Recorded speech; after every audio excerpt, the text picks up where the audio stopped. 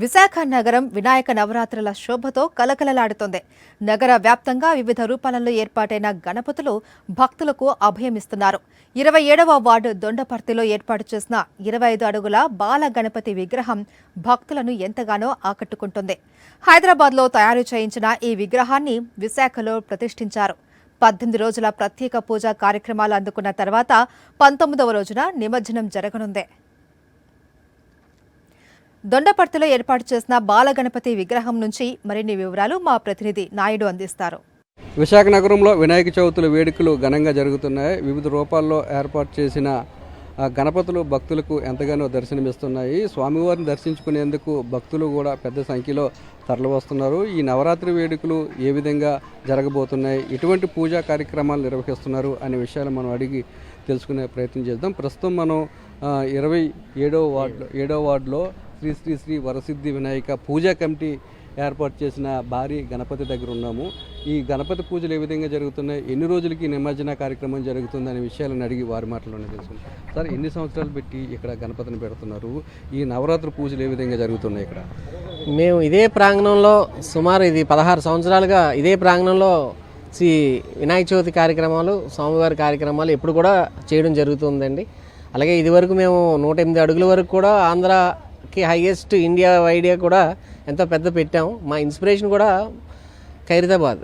So ఆ బొమ్మలాగానే ఈ ఏడు కూడా మనం ఊరేగింపుగా తీసుకెళ్లాలని ఒక 25 అడుగుల బొమ్మని మేము ఊరేగింపు దిశగా స్వామివారిని ఘనంగా తీసుకొని వెళ్ళి నిమజ్జన కార్యక్రమం చేద్దామని ఈ ఏడు మేము 18 రోజులు ఉంచుతున్నాం. 19వ రోజున స్వామివారిని నిమజ్జన కార్యక్రమం చేస్తున్నాం. ఎటువంటి కార్యక్రమాలు 18 రోజుల పాటు జరగనున్నాయి? అన్నీ కూడా భక్తికి సంబంధించిన సాంస్కృతిక కార్యక్రమాలే పెట్టుకుంటామండి. ఒకరోజు గరిడి అండ ఉంటుంది, ఒకరోజు కుంకుమ పూజ ఉంటుంది, ఒకరోజు దీపారాధనలు ఉంటుంది, ఒకరోజు హోమం ఉంటుంది. అలాగే ఒక్క కార్యక్రమం అంటే ఒక క్లాసికల్ చిన్నపిల్లలతోని క్లాసికల్ డాన్సెస్ పెడతాం. ప్రతిరోజు కూడా సాంస్కృతిక కార్యక్రమాలే, దైవత్వాన్ని హిందుత్వాన్ని మేల్కొల్పే విధమే కార్యక్రమాలే మేము ఇక్కడ పెట్టుకుంటాం. భక్తులకు ఎలాంటి ఏర్పాట్లు చేశారు సార్ ఇక్కడ?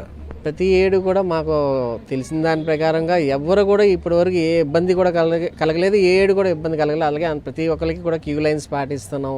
అలాగే రోజుకు ఒక వివిధ రకమైన స్వామివారికి ప్రసాదాలు కూడా స్వామివారికి నైవేద్యంగా చూపి తర్వాత భక్తులు కూడా మేము అందించుకుంటూ తగు జాగ్రత్తలు, అలాగే ప్రభుత్వం నుంచి తీసుకోవాల్సిన పర్మిషన్స్ అన్నీ కూడా తీసుకొని పద్ధతిగానే మేము వెళ్తాం. ఏ రూపంలో భారీ వినాయకుని ఇక్కడ ఏర్పాటు చేశారు సార్? అంటే ఒక్కొక్క ఏడు ఒక్కొక్క రూపాన్ని మనం ఉన్నాం. ఈరోజు ఏంటంటే స్వామివారిని బాలగణపతి కింద బొజ్జ గణపతిని మేము చూపించాలని కార్యక్రమాలు చేసే వాళ్ళకి మనం ఇచ్చి వాళ్ళతో మనం తయారు చేయించుకున్నాం. సార్, భక్తులు సందర్శన ఏ విధంగా ఉంది స్వామివారిని చూసేది?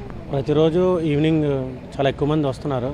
దానికి ప్రకారం మా సర్వీస్ రెడ్డి గారి ఆధ్వర్యంలో మేము కొంతమంది కమిటీని ఏర్పాటు చేసుకుని వాలంటీర్స్గా వారికి కావాల్సిన సహకారాలను అందిస్తూ ఎటువంటి రుసుము తీసుకోకుండా ఫ్రీగా వాళ్ళు చూసి వెళ్ళి వాళ్ళకి ప్రసాదాలు అన్నీ అందజేస్తూ ప్రతి ఏడులాగా ఈ ఏడు కూడా కొనసాగిస్తున్నాం. అంటే గత ఏడాది ఏ విధంగా జరిగింది, ఈ ఏడాది వినాయక సంబరాలు ఏ విధంగా జరుగుతుంది? మాకు 16 సంవత్సరాల నుంచి ఒక్కొక్క రోజు ఒక్కొక్క సంవత్సరం ఒక్కొక్క అవతారంలో మేము పెట్టేవారు. గత 2 సంవత్సరాలుగా ఓన్లీ గణపతి అవతారం పెడదామని మేము నిశ్చయించుకున్నాం.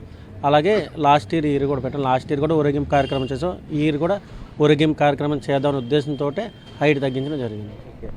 గత 16 సంవత్సరాల నుంచి కూడా శ్రీ శ్రీ శ్రీ సర్వేశ్వర సిద్ధి వినాయక పూజా కమిటీ ఆధ్వర్యంలో ఇక్కడ గణపతిని ఏర్పాటు చేస్తున్నామని, ఈ ఏడాది బాల గణపతిని ఇక్కడ ఏర్పాటు చేస్తామని, 18 రోజులు ప్రత్యేకమైన పూజా కార్యక్రమాలు జరిగిన తర్వాత 19వ రోజున స్వామివారి నిమజ్జన కార్యక్రమం ఊరేగింపు కూడా ఉంటుందని, వచ్చిన భక్తులకి ఎలాంటి ఇబ్బంది లేకుండా అన్ని ఏర్పాట్లు చేశామని, ఈ 18 రోజుల పాటు అనేక సాంస్కృతిక కార్యక్రమాలు కూడా నిర్వహిస్తున్నట్లు నిర్వాహకులు చెప్తున్నారు. కెమెరామెన్ శంకర్తో నాయుడు, విశాఖపట్నం నుంచి.